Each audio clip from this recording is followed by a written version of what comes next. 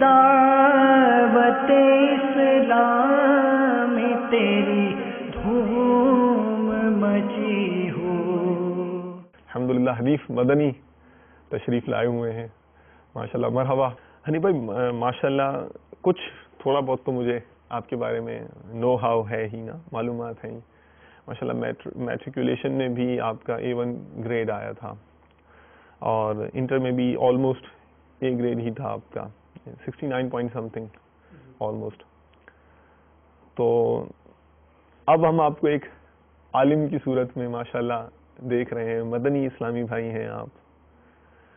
تو ایک یعنی کہ ٹریک آپ نے بظاہر دیکھا جاتا ہے کہ بھائی وہ انجینئر بننا ہے، ڈاکٹر بننا ہے، سافٹ ویئر انجینئر بننا ہے یا پروفیسر بننا ہے، سم مچ مور، بہت ساری فیلڈز ہیں وہاں جانا ہے. اور ایک دیکھا ہے، ایک تعداد ہوتی ہے کہ جو ذہین بچے ہوتے ہیں ان کو جو ہے مثال کے طور پر وہ ایسی فیلڈز میں لگانے کو پسند کرتے ہیں کہ جہاں سے جو ہے نا یہ کچھ کما کر لائے گا. تو جو ایوریج سطح کا بچہ ہوتا ہے، چلو اس کو اگر مثال کے طور پر دین کے معاملے میں ڈال دیا، ایک طبقہ ہے جو اس کی اس طرح کی سوچ ہوتی ہے. آپ الحمدللہ آپ نے جو گویا کہ ایک وہاں سے آپ سائنس پری انجینئرنگ میں پڑھ رہے تھے، آپ جو ہے وہ اسلامک سائنسز کی طرف آ گئے، عالم بن گئے ماشاءاللہ. تو مجھے یہ ذہن میں سوال تو پیدا ہوگا نا کہ ماحول میں آنے کا جو ہے وہ سبب وہ کیا تھا، کس طرح سے سوچیں انسپائر ہوئیں، کیا وہ عوامل تھے کہ جو آپ کے ذہن سازی کر کے ایک ہم ذہین اسلامی بھائی جو ہے الحمدللہ وہ دین کی خدمت میں مشغول عمل ہو گیا اور آج وہ اتنی ساری دین کی خدمتیں کر رہا ہے الحمدللہ اللہ کے کرم سے. تو اس کا کیا ریزن کیا بنا، سبب کیا ہوا؟ تقریباً 1982 جی یہ سن ہوگا یا 1983 ہوگا. اور جیسے عام بچے ہوتے ہیں اسی طرح چھوٹی عمر کا بچہ تھا، شرارتی بھی تھا اور ضدی تمہیں اس قدر تھا کہ آج بھی میرے خاندان کے بڑے بوڑھے جو ہیں وہ ملاقات ہوتی ہے تو میری اس ضد کا تذکرہ ضرور کرتے ہیں. اچھا، مطلب جو بزرگ ہیں وہ آپ ان کے ذہن میں جو خاکہ وہ آپ کی یعنی دیکھی ہوں گی بچپن کی ضدیں انہوں نے. ہاں بہت ضدی تھا میں. اور پھر اسی طرح عام بچوں کی طرح کرکٹ کھیلنا، ویڈیو گیمز کھیلنا، اپنے اوقات کو یوں ہی ضائع کرنا. اچھا. دوستوں کے ساتھ جھمیلوں میں رہنا، یہ ساری سچویشن رہتی تھی. ہمارے والدین یعنی میرے جو والدین ہیں ان کی ایک خواہش ہوتی تھی، کوشش ہوتی تھی کہ گھر ہمارے ان دنوں میں شفٹنگ رہی تھی چند ایک گھروں میں، تو وہ کوشش کرتے تھے کہ قریب سے قریب کسی مدرسے میں بھی مطلب ہمیں داخل کر دیں. تو اسکول کے ساتھ ساتھ ان دنوں مدرسہ شروع کیا تھا اور پھر وہ جیسے بتایا کہ کچھ یعنی پڑھائی میں یوں بہتر تھے تو استاد صاحب نے گھر والوں کو ذہن دیا کہ اگر یہ حفظ کر لیں تو. اس وقت ذہن میں کوئی ایسا خاکہ بھی نہیں تھا کہ حفظ کیا، اس کی کیا برکتیں، کیا فضیلت، کیا اہمیت، کچھ نہیں پتا تھا. بہرحال پھر حفظ کے شعبے میں داخلہ لے لیا، اسی طرح شفٹوں میں پڑھتے رہے اور قرآن پاک حفظ کر لیا 1985 میں. اچھا ماشاءاللہ. اور پھر اس کے بعد جو ہے یعنی والدہ کی تو ایک خصوصی توجہ رہی اور جیسے میں نے بتایا کہ وہ وقت ضائع کرنا، تو والدہ کی حفظ قرآن کے بعد تو ایک یعنی دھن تھی کہ یہ مطلب میں ٹوپی لگا کر رہوں اور شلوار قمیض کے ساتھ ہی مطلب میں اپنی زندگی گزاروں اور دوستوں کے ساتھ نہ رہوں اور مطلب اس طرح کی فضولیات میں اپنے وقت کو ضائع نہ کروں. اب حفظ کر لیا تو اس کو یاد رکھنا ہے اور اس پر عمل کرنا ہے. اچھا ماشاءاللہ. اب ان دنوں کے جو بچے تھے تو اب وہ ٹوپی لگا کر گھومنا اور یہ تھوڑا سا ایک ماحول نہیں تھا. جیسے الحمدللہ اب تو مدنی چینل کی برکتیں ہیں، دعوت اسلامی کے مدنی ماحول کی برکتیں ہیں کہ بچہ مدنی حلیے میں نظر آتا ہے تو مزہ آتا ہے. اس وقت ایسا ماحول نہیں تھا. تو ہم یہ کرتے تھے، میں اور میرا بھائی تقریباً 1-1.5 سال کا فرق ہے، تو ہم دونوں ایک ہی فیلڈ میں ہوتے تھے. تو میں ان کے ساتھ رہتا تھا تو ٹوپی ہم اپنی جیب میں ڈال لیتا اور جب نیچے اترتا نماز کے لیے بھیجتی والدہ تو نیچے اتر کر وہ گلی میں کرکٹ کھیل رہے ہوتے، گراؤنڈ چلے جاتے، ویڈیو گیمز کھیل رہے ہوتے.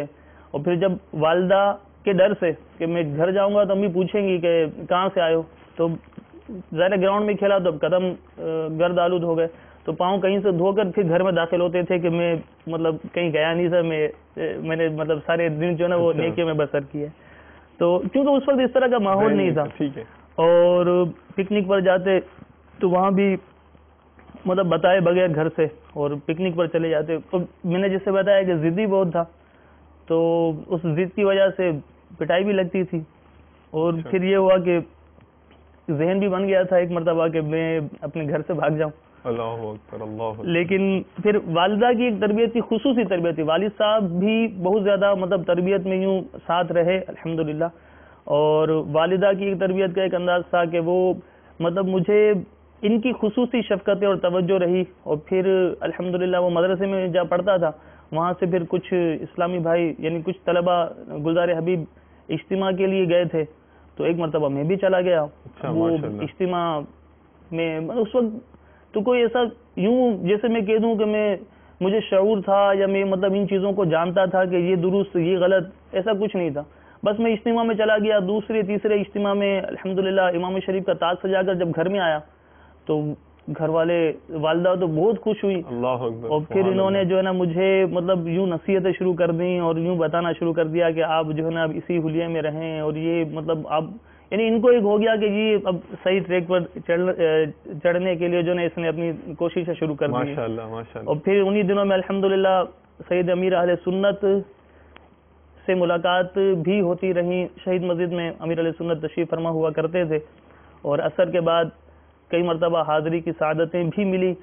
اور 21 رمضان المبارک 1411 سن ہجری سید امیر اہل سنت شہید مسجد میں تشریف فرما تھے, تو مجھے بھی حاضری کی سعادت ملی. ان دنوں میں رفیق الحرمین جو باپا کی وہ حج کے متعلق ایک بہت مفید معلوماتی کتاب ہے, وہ ان دنوں غالباً نئی آئی تھی, تو میں بھی وہ لے کر حاضر ہو گیا. جیسے کسی بڑے کے پاس جا کر آٹوگراف لیتے ہیں, تو میں بھی حاضر ہو گیا کہ مجھے بھی مطلب جو نا کچھ تحریر مل جائے. بک سائننگ سرمنی. جی بک سائننگ. تو وہ امیر علیہ سنت نے اس پر مطلب وہ مجھے کچھ تحریر کر کے دے دیا. آج تک میرے پاس الحمدللہ محفوظ ہے ماشاءاللہ. اور آج جب اس کو دیکھتا ہوں تو یوں ہوتا ہے کہ امیر علیہ سنت کی ایک تربیت تھی کہ یعنی وہ کسی سے اگر ہم آٹوگراف لیتے ہیں تو صرف سائن کر لیتا ہے یا کچھ بھی مطلب اپنے طور پر لکھ دیتا ہوگا, لیکن امیر علیہ سنت نے اس وقت بھی نیکی کے کاموں کی طرف توجہ دلائی. اور وہ جو ہے نا ایک مدنی پھول اس طرح کا لکھ کر دیا کہ کسی ایک سے یا چند سے دوستی گانٹھ کر اگر رہو گے تو دین کی عظیم خدمت سے محروم رہ جاؤ گے.